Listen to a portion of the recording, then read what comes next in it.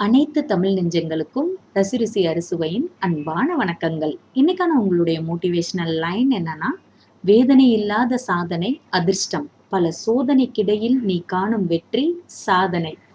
இன்னைக்கு நம்ம சேனல்ல பார்க்க போற ரெசிபி கடாய் பன்னீர் தாங்க. ரெஸ்டாரண்ட் ஸ்டைல்ல வீட்லயே எப்படி கடாய் பன்னீர் செய்யலாம் அப்படின்றது தான் பார்க்க போறோம். வாங்க எப்படி செய்யறதுன்றத பார்க்கலாம். 2 பெரிய வெங்காயத்தை இந்த மாதிரி தொலி உரிச்சு எடுத்துக்கோங்க.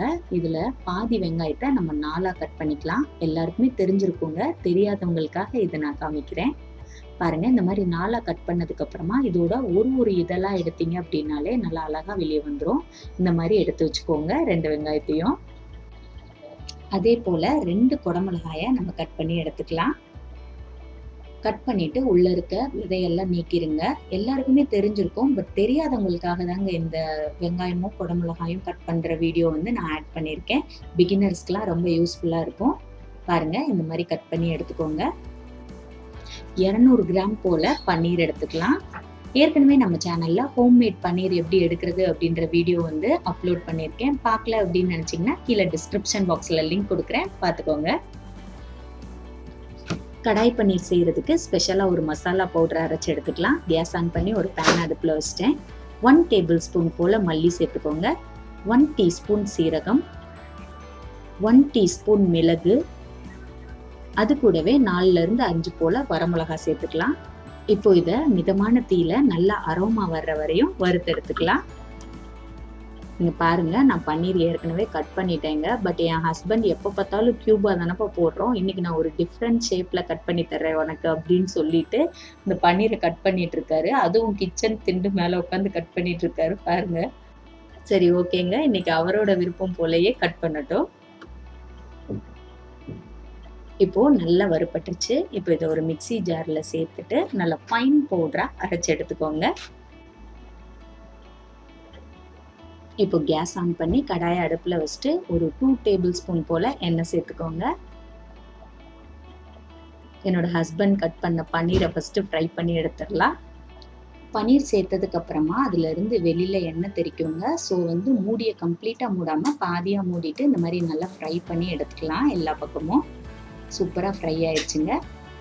இப்போ அதே எண்ணெயிலேயே நம்ம கட் பண்ணி வச்சிருந்த வெங்காயத்தையும் குடமிளகாயையும் லேசா ஒரு கண்ணாடி பதத்துக்கு வறுத்து எடுத்துக்கலாம். 2 நிமிஷம் போல வறுத்து எடுத்துக்கோங்க. பாருங்க, இந்த மாதிரி. இப்போ அதே கடாயில நான் இன்னும் கொஞ்சமா எண்ணெய் சேர்த்துக்கிறேன். ஒரு 1 டேபிள் ஸ்பூன் சேர்த்துக்கிறேன். 2 போல பிரியாணி இலை, ஒரு பெரிய வெங்காயத்தை இந்த மாதிரி குட்டி குட்டியா சாப் பண்ணி எடுத்திருக்கேன். இப்போ அதையும் சேர்த்துக்கலாம். வெங்காயம் நல்ல பொன்னிறமாக வதங்கிருச்சு. அது கூடவே 1 டீஸ்பூன் போல் இஞ்சி பூண்டு விழுது ஆட் பண்ணிக்கிறேன்.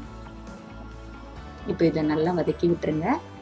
4 போல் மீடியம் சைஸ் தக்காளியை நல்லா ரஃப்பாக சாப் பண்ணி எடுத்திருக்கேன். இப்போ இதை மிக்சி ஜாரில் சேர்த்துட்டு நல்லா ஃபைன் பேஸ்ட்டாக அரைச்சி எடுத்துக்கலாம். அரைச்ச தக்காளி விழுதை நம்ம இதோட சேர்த்துக்கலாம்.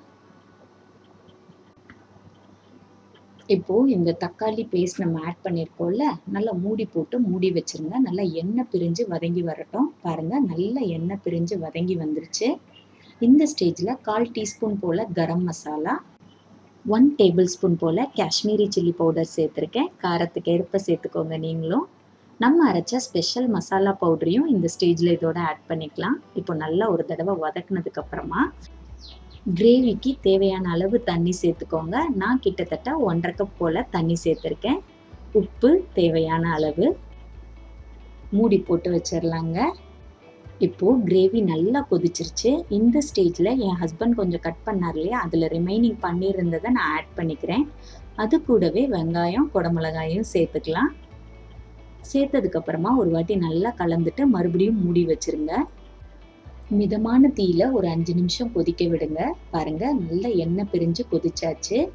இந்த ஸ்டேஜில் நம்ம ஃப்ரை பண்ணி வச்சிருந்த பன்னீரை இதோட சேர்த்துக்கலாம். சேர்த்ததுக்கப்புறமா ஒரு வாட்டி நல்லா கலந்து விட்டுருங்க. அது கூடவே 1/4 டீஸ்பூன் போல் கரம் மசாலா, கொஞ்சமாக காய்ந்த வெந்தயக்கீரையை நான் இதோட ஆட் பண்ணிக்கிறேன், க்ரஷ் பண்ணிவிட்டு.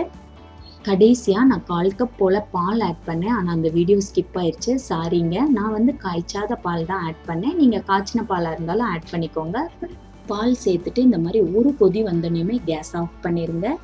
அவ்வளோதாங்க நம்மளோட கடாய் பன்னீர் அருமையா ரெடி ஆயிருச்சுங்க. இது சப்பாத்தி, நானோட சாப்பிடுறதுக்கு ரொம்ப ரொம்ப டேஸ்ட்டா இருக்கும். கண்டிப்பா நீங்களும் இந்த ரெசிபிய உங்க வீட்ல ட்ரை பண்ணி பாருங்க. பார்த்துட்டு உங்களோட கமெண்ட்ஸ் என்ன அப்படின்றதையும் மறக்காம எனக்கு பதிவு பண்ணுங்க. நம்ம சேனல் உங்களுக்கு பிடிச்சா மட்டும் சப்ஸ்கிரைப் பண்ணுங்க. அனைத்து தமிழ் நெஞ்சங்களுக்கும் ரசருசி அறுசுவையின் மனமார்ந்த நன்றிகள்.